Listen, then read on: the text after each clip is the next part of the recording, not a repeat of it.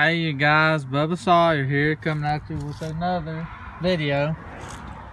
Got some new wheel bearings for Jade the Jeep.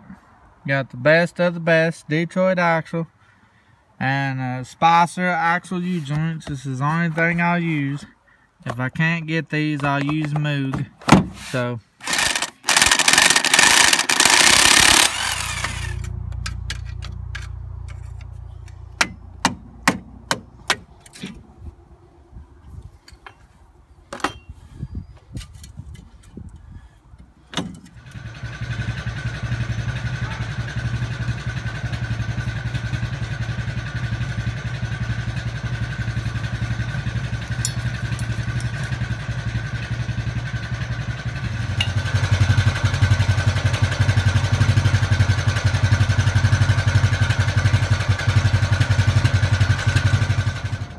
So we done got the one U-joint in on the one side. We just gotta slip this over like so. Put the cups in there, whack them down in there with the ball peen hammer, and then we could put our clamps, or we'll see clips in. Hold it in. There we go. Now, hey guys, we're back. Now, got my little tube of Napa copper anti-seize. This stuff here is about $10, so don't waste it. I got this free when I bought my parts Jeep, the white one. So you got your button nut here. And what's special about this nut, not everybody has a socket to fit it. This is a 36 size socket. Big old sucker. See, we got it labeled Jeep axle nut. You don't want to put your axle shaft in first. You want to do it outside here and put it in as one unit. Lay your nut and washer down. There's a big washer that goes on there with it.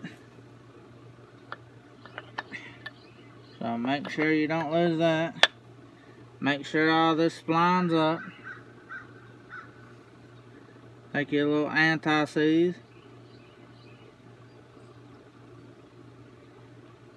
Now, a lot of this stuff's supposed to torque, but these axle bearings and stuff, I never did torque them. I just bumped the shit out of them with a air gun. Not to the point of breaking. You don't want to do none of those ugga-dugga till it's tight, and then when it loosens up, you're screwed. Because when you tighten this sucker up and you feel it loosening, you know you broke something. You don't want to break nothing on the axle, because which I got another spare axle, but we don't want to do that. So give it a couple wig wags with the impact.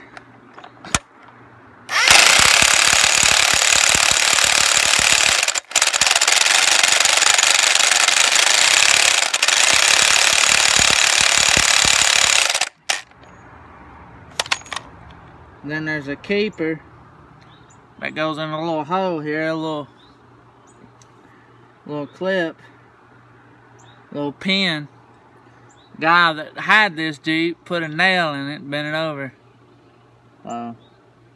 We'll have to get some of them clips out of the tool truck if we have them. If not, we'll just have to put another nail in it and bend it over. So we'll get back at you with the next step. Yeah, one hard thing about this YouTube is that I have to find these perfect angles for you guys to do this filming. Because I want you all to see, you know, what I see. Everything. Then when we put these in, we're going to put some anti-seize on these too. Because that's basically looking after yourself. So in the future, if you're going to go back and have to pull all this off, it'll be easy peasy. So make sure your axle shaft is clean. splined up spot, I took and sprayed some WD on it. Kind of wiped through these grooves. Make sure there's nothing inside of here. Okay, nothing's leaking out. You know, there's no dirt in there. And take your axle spline and take that sucker and make sure your dust cover's on, because you don't want to lose that. I've done 2 or 3 of these, so I know what I'm talking about.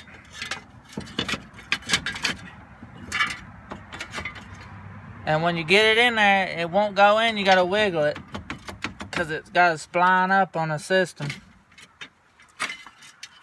And you gotta line up your hose.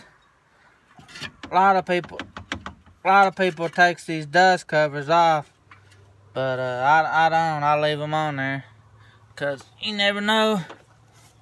Supposed to keep dust from getting on your brakes, but we all know that don't work. Take a couple smacks from the old ball peen and get your anti-seize up here. Get your bolts.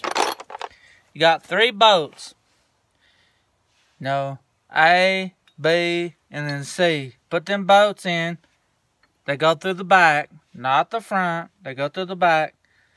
And anti-seize them suckers up. Put them in there. Tighten them down, like I said. You'll have to use a wrench. There's a couple of them you can get on it with an air tool. But one you'll have to get on with a wrench or a breaker bar. A breaker bar is like a ratchet, but it's long. You can torque up with it. So, we get these 3 bolts in, we'll get back at you with putting the brakes back on.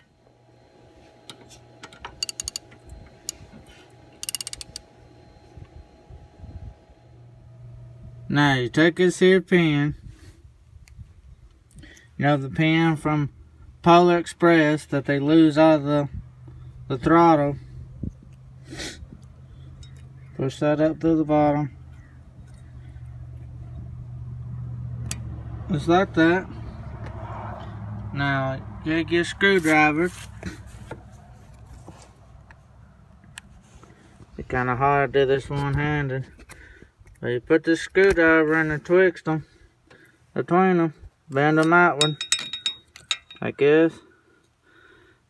Just bend it down a little bit, and go ahead and take your hammer, pick it back up. He'll want to try to pop out on you.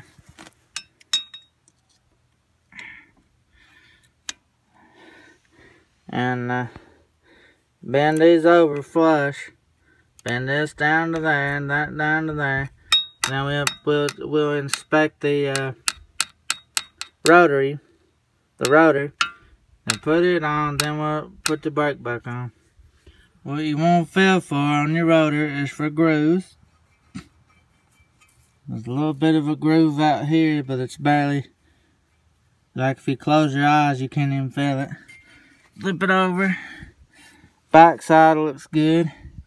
Just got this surface rust where I had it laying on the ground. So you take your rotor, turn it around so you get these lined up. Put them on there. Take your ball peen.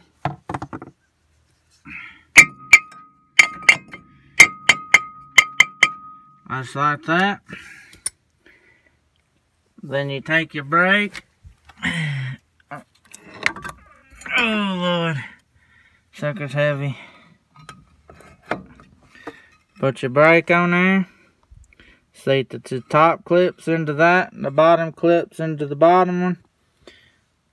Put your bolts, your bolt here and the bolt on the bottom, both them in, and tighten them down tight as you can get them without breaking them. We'll get the camera set up, show you. take it. Sometimes you might have to take back one of these. This is a ratchet, but I used it as a breaker bar.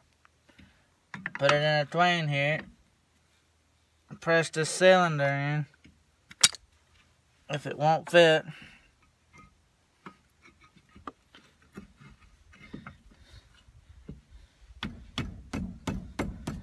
then you'll have to work it on there. Now this is some funny metals, pot metal, so you don't want to beat on it too much because you could break something. Get that on there. Beat them up, side to side.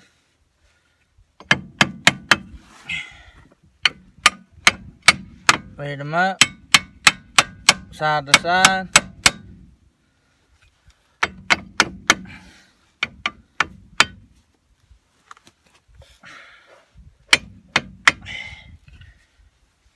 The reason I know how to do all this stuff is because I didn't stay inside and play video games. I didn't have a whole lot of video games at the time. I had the Nintendo 64, NES. I stayed outside and I watched my dad. So that's how I learned how to do all this stuff, because we used to work on the Bronco. It's pretty much the same type of stuff. So we used to sit and do that all the time. And make sure you get it lined up there. Get them in the hose. And then once you get that done, get the bow hose lined up, you can get your boats in. Now, if everything goes as planned, your boats should line right up. Might have to persuade it a little bit. Pick around. Like mine's just a hair length off.